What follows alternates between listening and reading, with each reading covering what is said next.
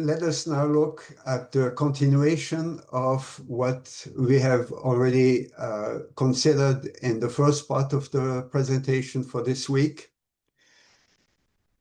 Recipes for war, or war the other option, war today and in the past. Anyway, it's about war. In the first half of this presentation, I have explained the views of two generals who are still considered as probably the most famous theoreticians of war, and how they looked at what was needed to be successful in waging war. And that allows us to have an idea of how desirable war is as a solution, or how undesirable, of course, it is. Before we continue, and before I look at some more fundamental things we can learn from looking at these two people, I want to bring in one more element, and that is the sense that some have that war is not just about efficiency, but that it is desirable, believe it or not. And it's called the romanticism of war. Now, when you look at Sun Tzu or at Clausewitz, they were definitely not romantic. They were not sentimental. They were all about a very cold, dry look at the reality and of what is needed to win a war. That's it. They didn't have any kind of enthusiasm for war itself. Here you have the perspective of somebody who is very famous, Hegel, one of the great philosophers of all time. He was German also, and he also lived at the time of Napoleon, and pretty much at the same time as Clausewitz. He was not a soldier. He never went to war himself. He was a philosopher. And he said, war is not to be regarded as an absolute evil. And then he continues explaining that when people live at peace, they become somehow degenerate. They enjoy peace, and they lose their moral fiber, they lose their courage, their strength.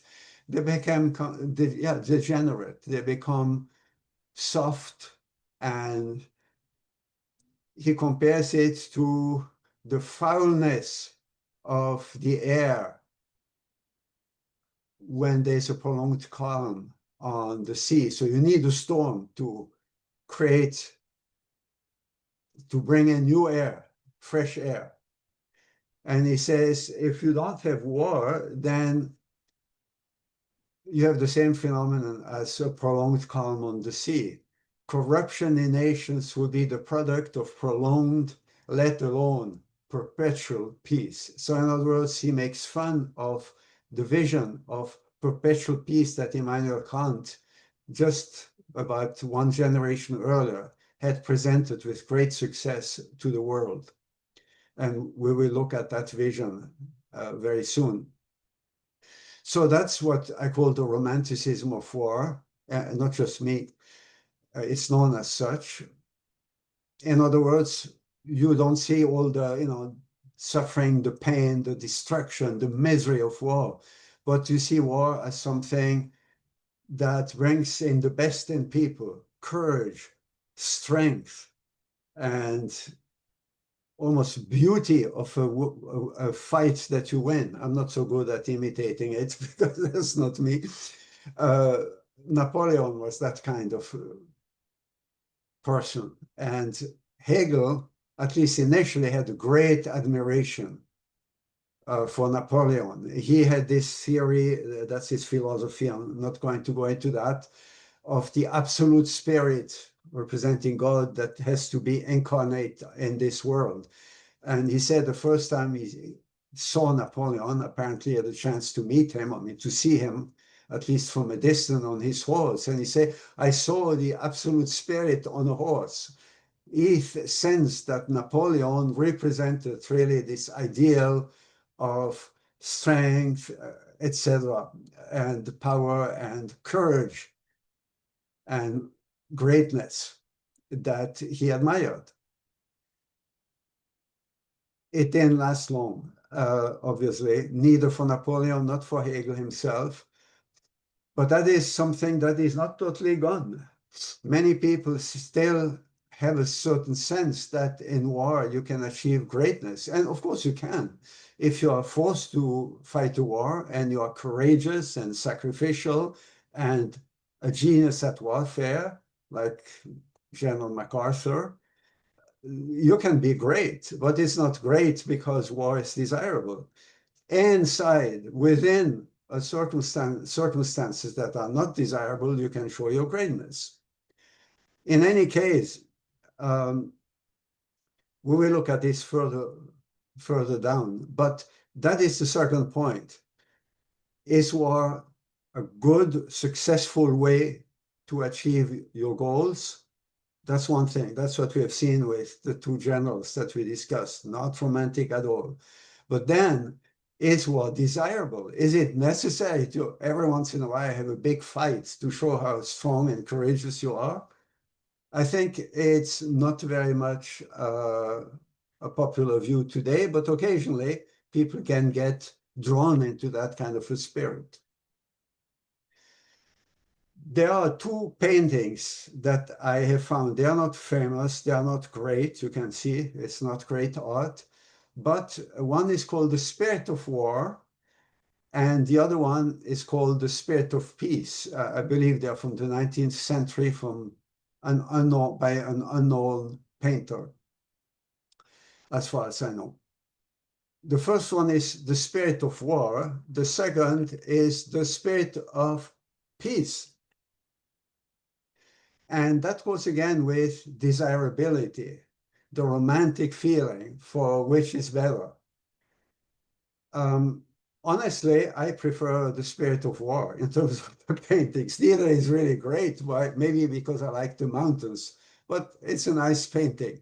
Not great, but nice. On the right, when I see The Spirit of Peace, I feel something like, yeah, a little bit what Hegel felt about peace. You know, it's like people who are enjoying a picnic and it's the South Sea. It looks like not very morally superior. It looks like you indulge yourself. In other words, the way these two are presented, in my opinion, it backfires. It presents for us the more desirable of the two. Anyway, that's just my feeling. But the question itself is definitely a question to be asked. Can we make war, even for our emotions, to feel less desirable than peace? And can we make peace look like something that is really desirable entirely? It must have a content, a desirable content. Now, I think for unificationists, this is not much of a question because we have this notion of Jean Ilgoc, a notion where peace is something that you do actively. It's a piece of harmony and a piece where we can invest ourselves and do invest ourselves by practicing true love, even sacrificial love. So that piece is very much every bit, even more desirable than the war, the way Hegel saw it with Napoleon on his horse. But for many people, peace is just people don't fight. Here you have a condition, nevertheless, a quote by a modern peace scholar who says, in modern societies, it is not easy for human beings without serious pathology to enter into such a destructive condition as to want to war, like Hegel did. But again, we may not have this kind of romanticism so much, but occasionally we reach there. And getting peace to become really desirable under all circumstances, more desirable than war, you know, to the point that you never feel like, okay, this time, at least for a while, we need to get, you know, we're so mad, we'll just let it go. We just have to fight it out. and then we can make peace later. That temptation, for that temptation to be overcome, we need a vision of peace that is really entirely not only realistic, but also desirable, which I believe the unificationist perspective offers.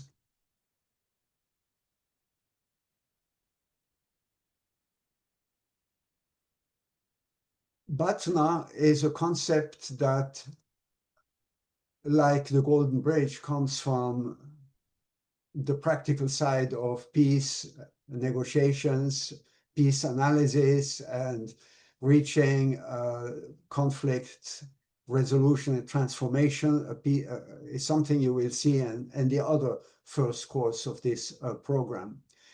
BATNA is short for Best Alternative to a Negotiated Agreement. So a negotiated agreement, whether it's with a person, your neighbor or your business partner, or an enemy on the battlefield or a potential enemy on the battlefield just before you start the battle, that negotiated agreement means peace. You negotiate. You may not agree on everything, but you come to a point where you reach a consensus. We disagree on many things. We are still going to look at each other with maybe dirty eyes, a little bit, but we agree that it's better not to fight. So on the fundamental point, we agree.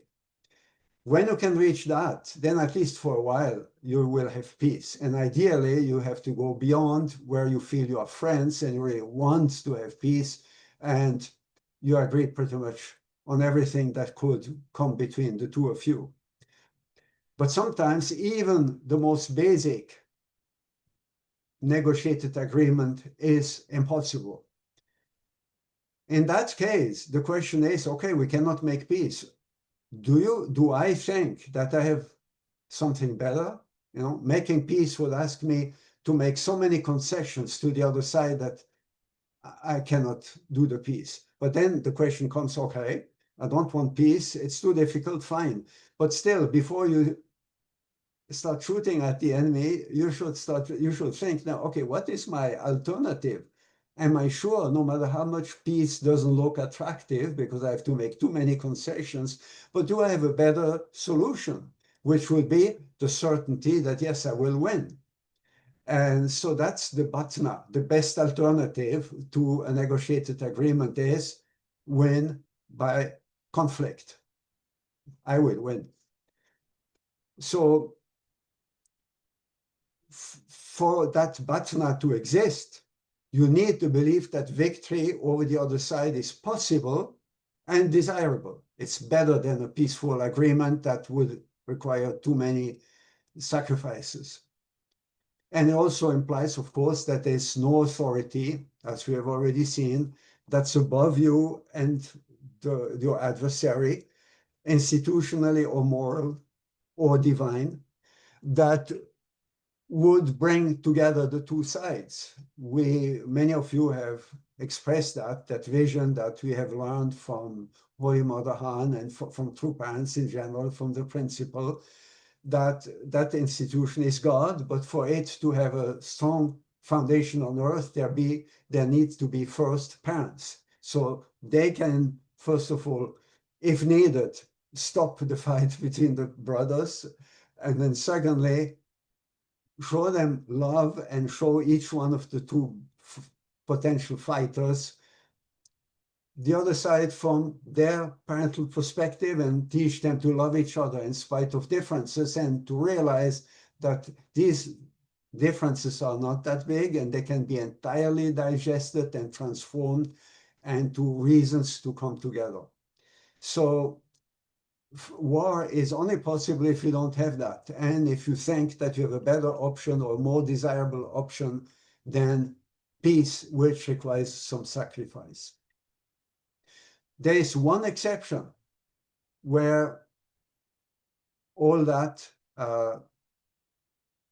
disappears and war becomes a duty, and that's the case of holy war.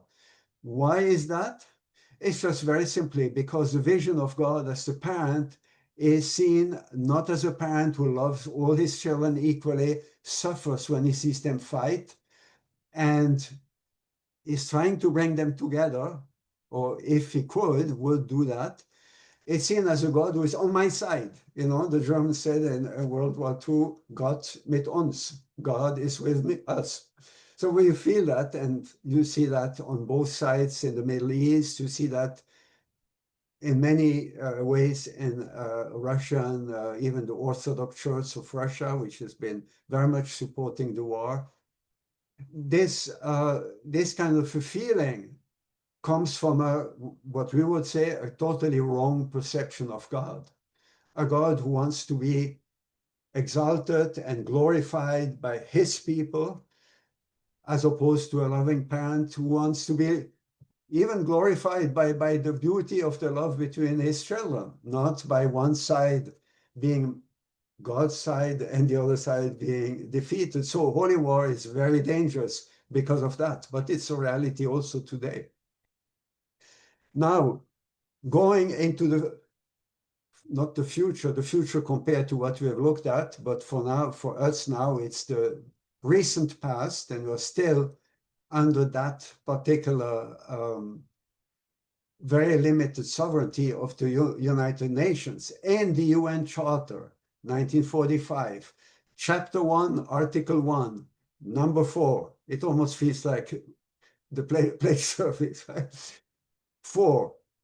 All members meaning the United Nations nation members, all members shall refrain in their international relations from the threat or use of force against the territorial integrity or political independence of any state or in any other manner inconsistent with the purposes of the United Nations.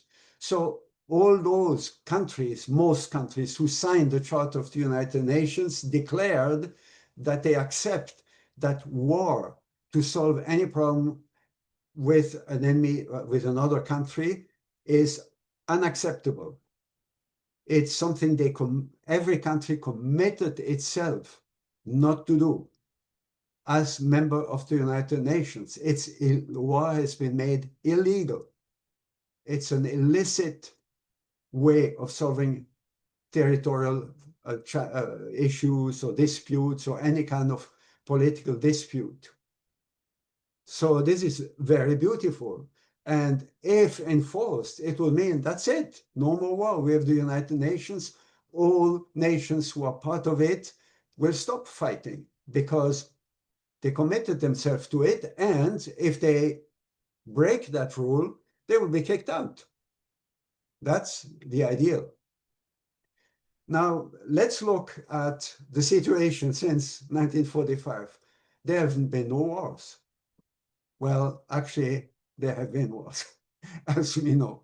You can discuss whether there have been more or less, fewer wars and more deadly or not. There have been periods of relative calm until a few years ago, but there have been many wars. But let's look at the terminology and try to understand why that terminology is used. The first war after World War II was only 5 years later, when the fascist Nazi powers had been, of the Axis powers had been defeated by the Allies. That means the so-called West today, the democracies, United States and others, and the Soviet Union. Together, they had defeated the Axis powers. 5 years later, it had already completely changed. Japan and Germany were already being reconstructed. They were already part of the democratic nations. And the fight now that started, with the Cold War between communism, Soviet Union primarily, and democracy, United Nations primarily, that conflict had already started as a not open but Cold War. And the first open war that took place on a limited level in Korea during that time was the Korean War, just 5 years after the end of World War II. But it was not a war, at least not the way it was called. It was called a police action by not the United States, by the United Nations. In fact, it was led by the United States, but the United States were miraculously able to get the United Nations to vote to send troops for police action in Korea. It was possible because the Soviet delegate at UN, who had veto power in the Security Council, was just gone for some reason. Otherwise, he would have stopped it. So it became a UN police action, meaning chase the North Koreans out of South Korea, which they had conquered, by sending troops, UN troops that were led by General Douglas MacArthur. So that's hardly a police action. Police sounds, like you fight against some criminals. That was a full-scale war with the Incheon landing and all that, and I think 1 million dead, or anyway, a huge number of dead. But it was called police action by a UN Security Council resolution.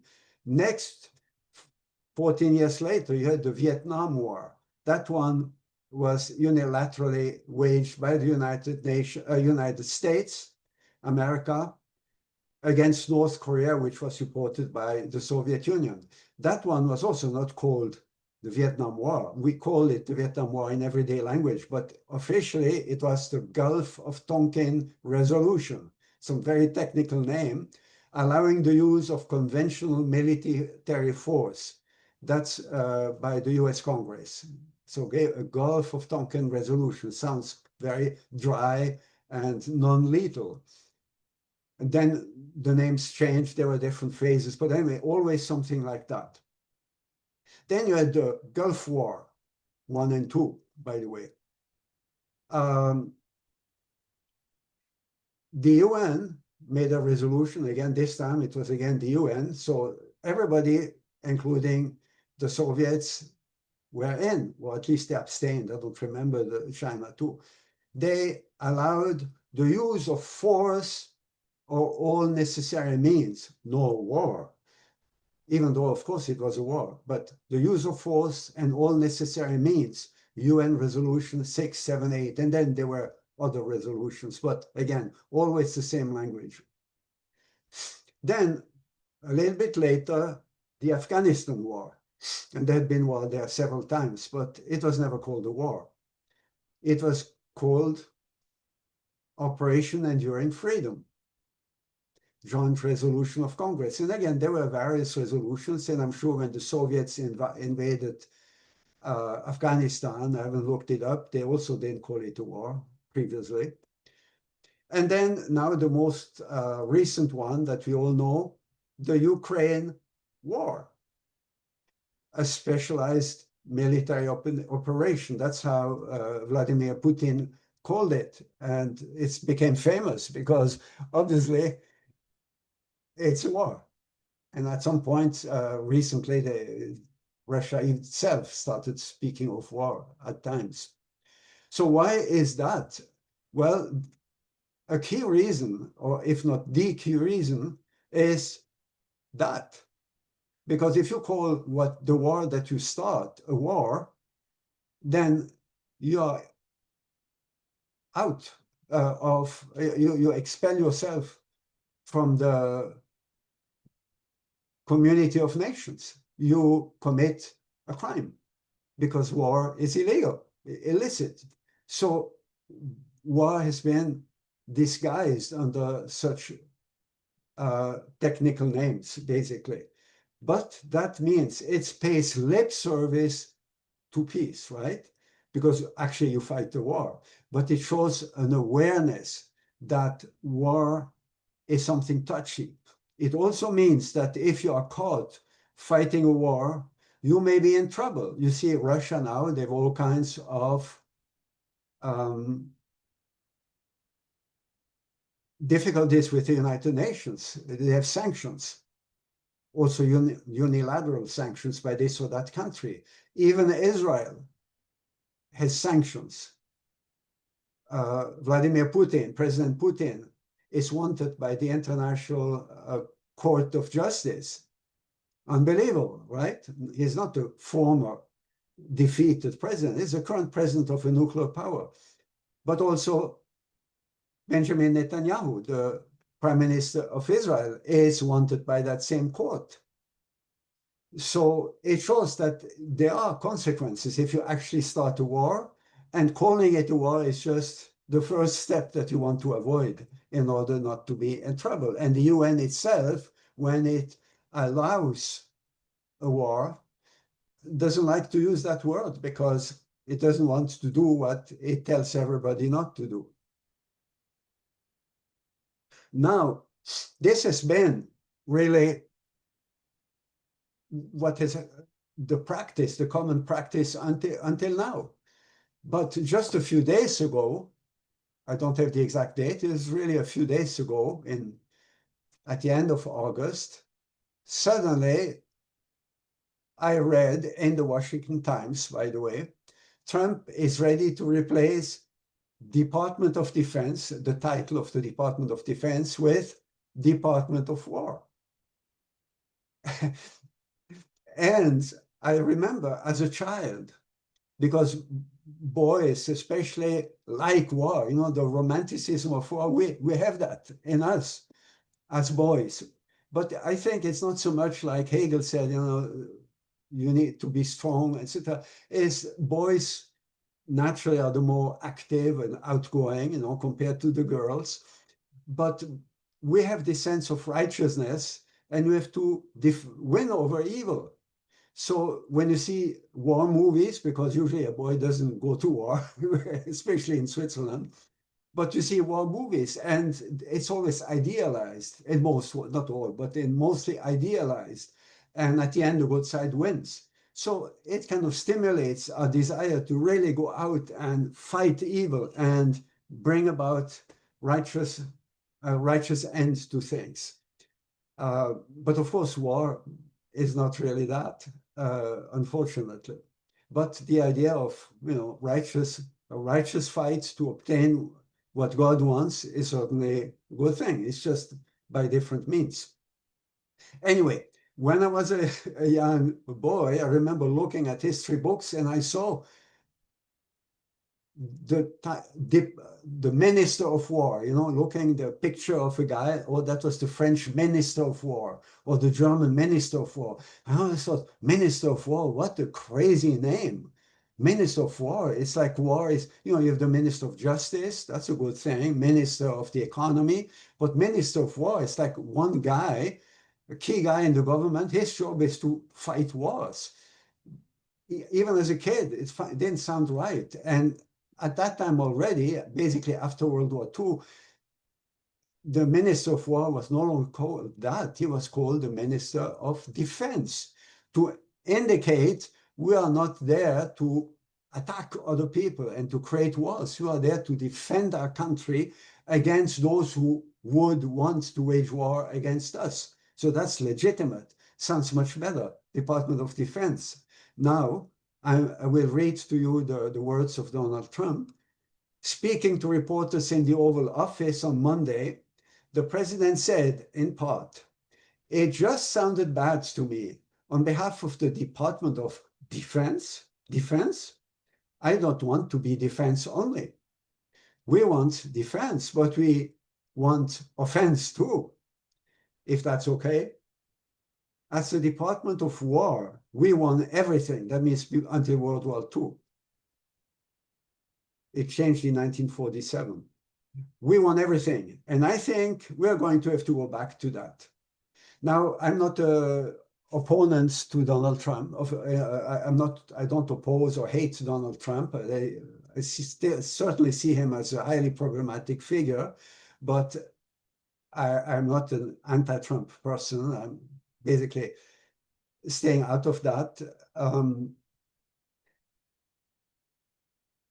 But that is symptomatic. I wouldn't even say of him, but symptomatic of the fact that we are now in an age where globalism, coming together through the United Nations of a one world of peace, has shown its limits. I take it as that. It has shown its limits and the need for really a renewal of the way we look at globalism, at coming together in peace.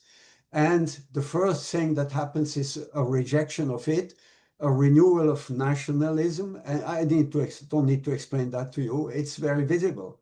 And that's one aspect of it, which we can call regrettable. I don't think that it will happen.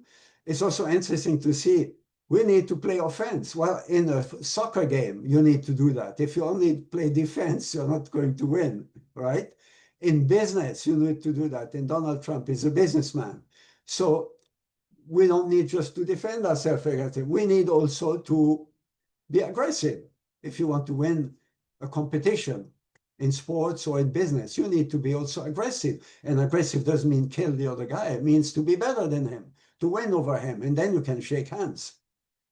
So I think it's from that perspective that Donald Trump sees that. And again, I don't want to paint him here as a monster because he said that. No, I'm just taking that as a sign of the times.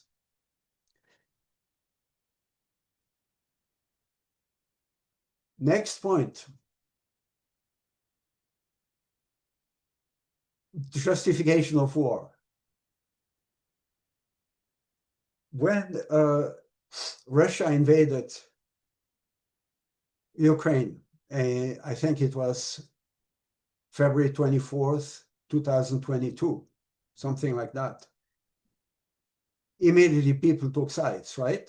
And the majority and all the Western nations and UN officially condemned Russia because it's a clear war of aggression, even though they didn't call it a war. China, on the other hand, they stayed neutral, trending Russia. In fact, they were not neutral. They've supported Russia quite a bit. But still, officially, they said that was not a good thing. So they didn't go beyond basically paying lip service to the notion that you should not attack your neighbor. As a sovereign country, Ukraine should not have been invaded by Russia. That's what China said. Because they wanted to express what the United Nations required. And then, of course, later but they never went all out to support Russia.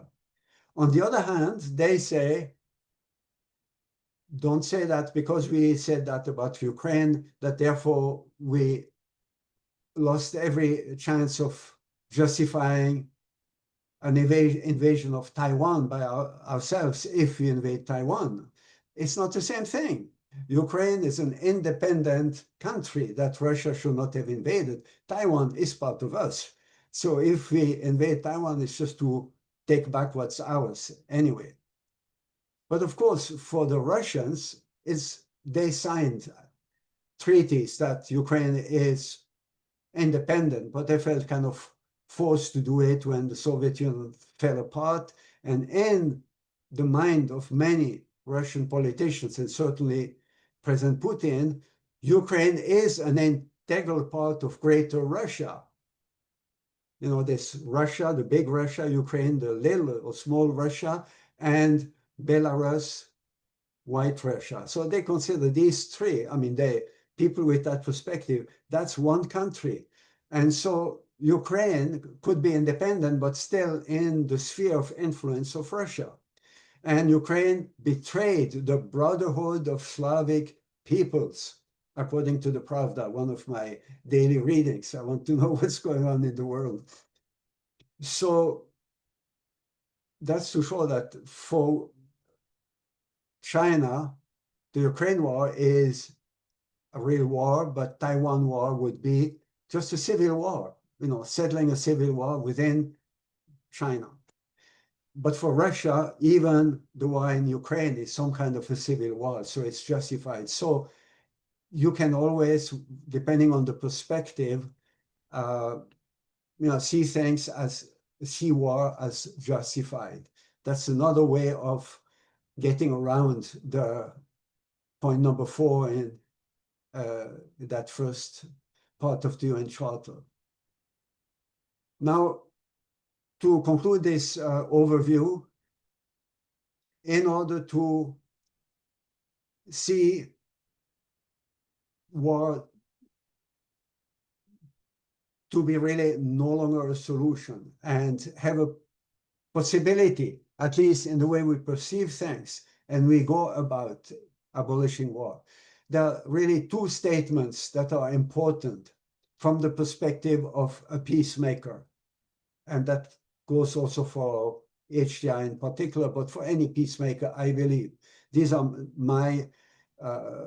is my summary, the way I think it can be best summarized. Statement number one, war can be expected to continue as long as it appears to be viable or desirable solution, a viable or desirable solution. Viable means we can do it and it works. Desirable is, well, I want to do it. It's so great, you know, I feel so much adrenaline, even if maybe it doesn't work after a while, but for now I want to do it. So as long as war is either seen as it works or I really want to do it, it will continue, because making peace requires an effort and sacrifice that is amply rewarded afterwards, but it does require that. As long as the other solution seems to be easier or more pleasant, war will always be attempted. So that is one thing that we have to be aware of. And the second statement completes it. The goal of peace and conflict studies, or peace studies especially, must be, one, to show that war is not viable or desirable, and I think we have done a lot already, and we will do more during this course to show that indeed war doesn't work, certainly not in the long term, and many times not even in the short term when you get defeated, and it's not desirable. There's ways to get excited in doing something great that are much better than fighting on a battlefield. But number two, we also must make sure that, in fact, war is not viable or desirable. That's more difficult. In other words, we have to show that war is not a good thing, and that the temptation to use war to get what you want is not it doesn't work. But we have to make sure that actually it doesn't work. And for that, we have to create circumstances in the world. And that's what everybody who fights for peace, all the NGOs, and I use the word fight, it's maybe not appropriate, everybody who tries to promote peace in the world, NGOs, UN, UN agencies, UN itself, everybody who works to promote peace, or at least pretends to. In the UN, it's often pretend, but anybody who does that will try to create instruments for peace, instruments that make it less and less desirable and viable for people, for nations, to try to solve problems through war. That includes the negative elements, which are, if you go to war, you will get sanctions. So that's like punishment for going to war. That's the negative things. So, but that doesn't work very well, because at least when the big ones are involved, like Russia, the United States, or China, they will always veto anything in the United Nations. And so they will be essentially free from sanctions, at least not from the UN itself. And the positive one is all kinds of treaties of cooperation, economic treaties that bring together nations and give them a lot of advantages if they work together in harmony and peace. And that is a key element of peace studies. And then there are other things that we can do, and we will look at this during this course, and also in the course on unification approaches to peace. That will be the rest, you know, everything we will do from now on.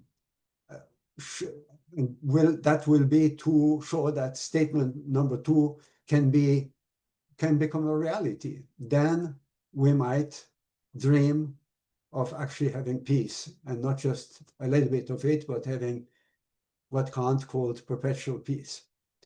Thank you for your attention. This concludes the second part of this week's presentation.